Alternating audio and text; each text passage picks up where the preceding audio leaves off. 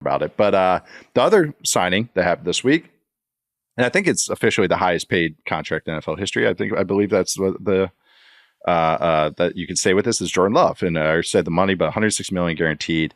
This feels more a guy on the rise to me. This is where you're, I want to say, yeah, you're getting him at a discount. You're not, but it's, this is again, the price of business of a guy that has, like I said, Tua, I think me and others in the league, I don't want to say like I'm at their level, but, and you and any of us that watch them feel we're safe where Tua is on the spectrum of quarterbacks. Love is, we got some mystery box to him still. Even if the back half of the season was so exciting, we still have more mystery box to tap into, and especially with the circumstances around him. They have cheap offense. This is when you have a very cheap unit, a cheap team, a young team. You can pay your quarterback. You can do these things. So this one makes a lot of sense. I kind of saw it coming. I don't think anyone should be shocked. I'm very high on Jordan Love. I believe. Where did you end up having the Packers in your top 10? I think I had them 6, which is exactly where they were last year. That sounds exactly right. But I know you're pretty optimistic about them too, but maybe more with not even just Love, but maybe some of the pass catchers as well. And that's pretty fun to try and sort out. Well, I think I'm most excited about Love, like as a player, and that makes me awesome. More excited about the receivers and the pass catchers. Actually, I just like thinking about I was talking about the NFC North wide receivers the other day, and like the whole group. And this is the most fascinating one, I think, because they have a lot of depth, whereas in Detroit they don't have a lot of depth. In Minnesota they don't have a lot of depth, but they have better players. And it's kind of like in terms of the top guy on the depth chart, right? Yeah. Minnesota and Detroit, obviously with Jefferson and St. Brown, they have both those guys are better than anybody on the Packers roster, at least right now. Not a shocking statement. Yeah, and I would say that's probably we'll probably still feel that way by the end of the year. Yep. I think that's a very safe thing to say. Yeah. But when you look at like Minnesota's receiver room, when you look at Detroit's receiver room, I'm kind of like, okay, who's the two, like with Addison and Williams, I'm kind of still like I'm in discovery mode about the ceiling of those two players. Yeah. And then you get to like 3 and 4, and there's not a lot of proven above average needle moving players. Whereas here in Green Bay, you have a bevy of them. And that's why it's interesting to think about this receiver room within the context of the fact that they're playing with a quarterback that, like you said, is on the rise. And the difference between him and Tua is that I do think there's a lot of creativity in Love's game. There are the trick shots, the fadeaways, and he almost plays in a way where he has that confidence that he knows he can do that. Mm-hmm. And I think invites himself into those situations sometimes, which is totally fine when you have that in your bag. Smoke him if you got him. Yeah. Exactly.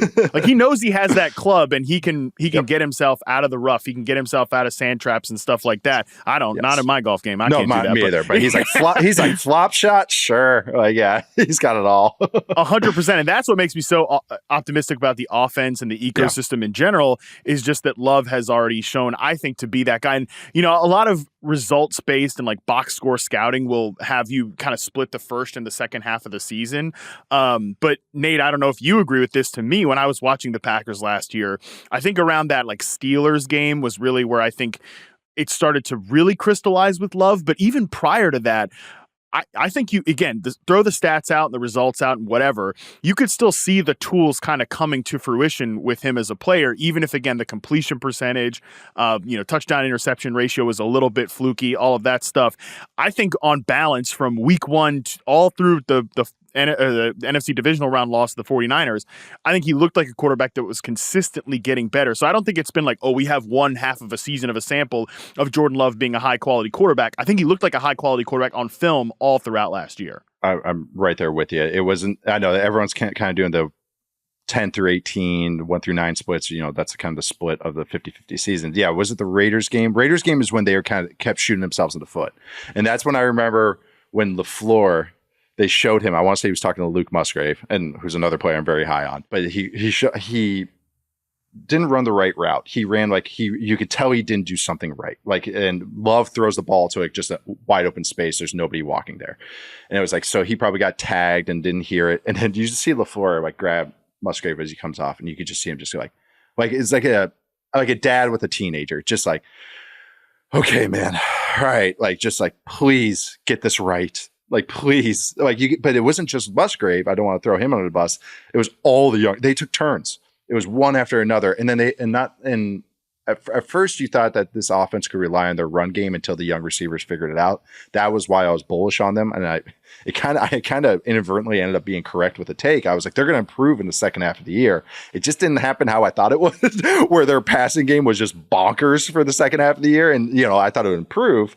But because they didn't really rely on that run game, it just felt so inconsistent. It felt like Love had to hit another 3rd and 10, another 3rd and 12, all these long third downs, all these second and longs. He was behind the 8 ball a lot. So you kind of did get to see him kind of get in a flow a lot. And I totally right. There's always a boost for these guys after the bye week. That Raiders game happened, which was Monday night. I knew it was Sunday night or Monday night. I couldn't remember.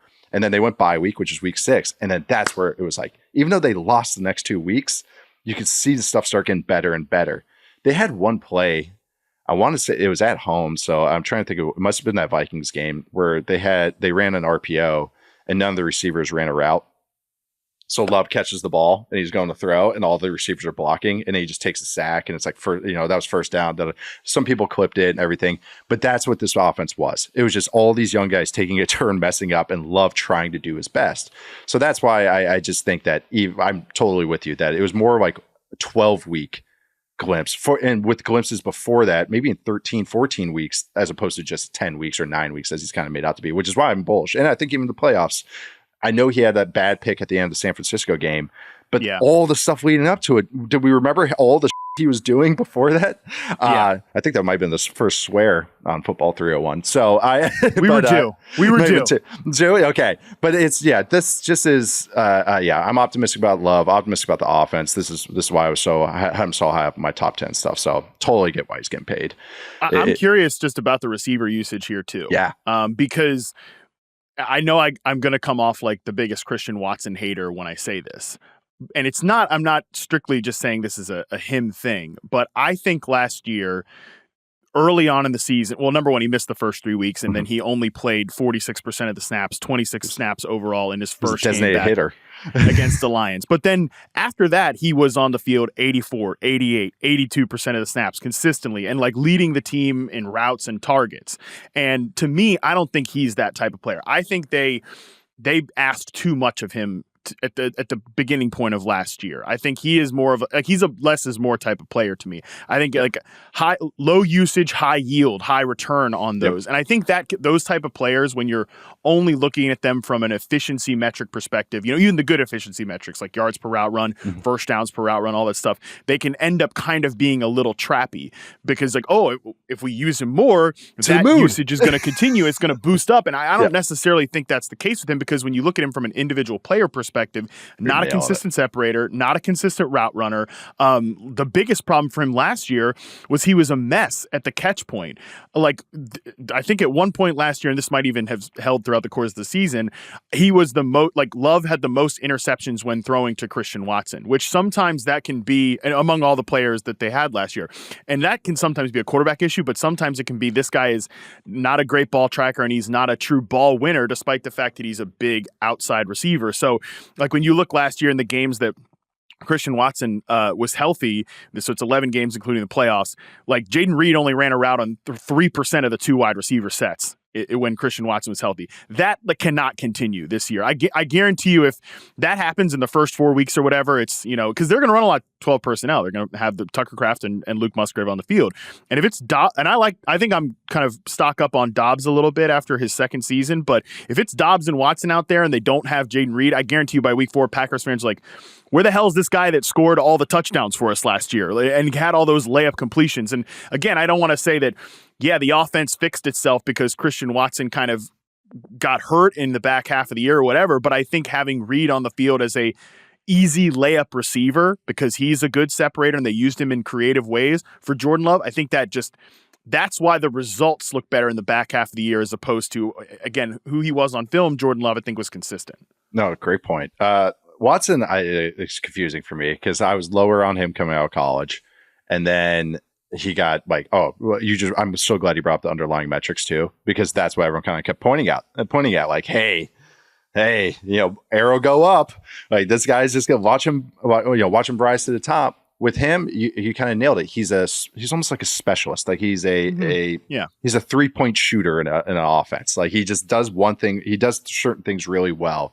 You don't want him breaking on routes. You want him running. As Dane Brugler, who I worked with at the Athletic, he would call them like runway routes. Like let him get a runway, crossers, big overs on play action. And so this is why he's going to be a heavy touchdown usage guy or production guy, but he's not going to have, like you said, maybe a ton of targets, receptions, yards with it.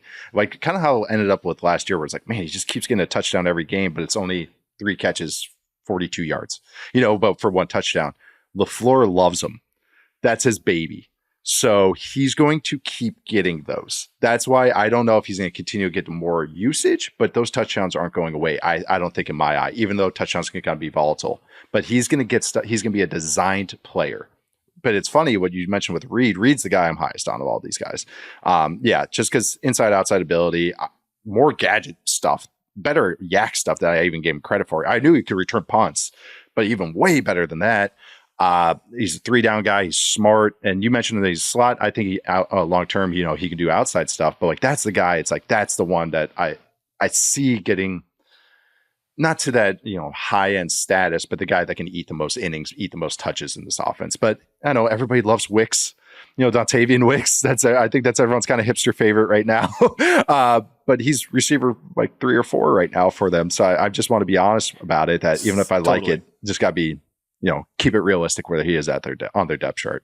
I like Wicks too. I think he's probably the best just ISO route runner of the 4 guys, but Dobbs's role is critical here. As that I say it all the time. Your favorite role. Yeah, he's important here, and also Jordan Love clearly trusts him to go get a bucket downfield, like on these. Okay, he's the ISO guy. Yeah, I can alert him, and he can get he wins in contested situations. Again, much better in his second season than he was as a rookie. So I think he's just a guy that if he was 10% worse, you just take him off the field for Wicks, but he's not 10% worse. And I think there's a chance here that, Reed leads the team in targets. Somebody else leads the team in yards, and Christian Watson leads the team in touchdowns. That is very possible in this receiver room. But the reason that we are saying that, Nate, to bring it back to Jordan Love, is that we do have confidence in the quarterback. Yeah, like if this was a, again, someone a little lower down the spectrum in terms of the quarterback like hierarchy here than Jordan Love, I think we'd be looking at this receiver room like, oh yeah, it's a mess, and like who knows what's going to happen. And yeah, it's maybe a little bit of a mess, but it can be kind of, if you're trying to nail it from a projection standpoint or whatever. But if you're just thinking about the quality of the offense, I'm interested in all these players because I believe in the quarterback. Nailed it. And the play caller helps too. True. It's gonna be good. Yes. Yeah. Go Pack, go. It's gonna be fun. I'm excited to watch all of them grow.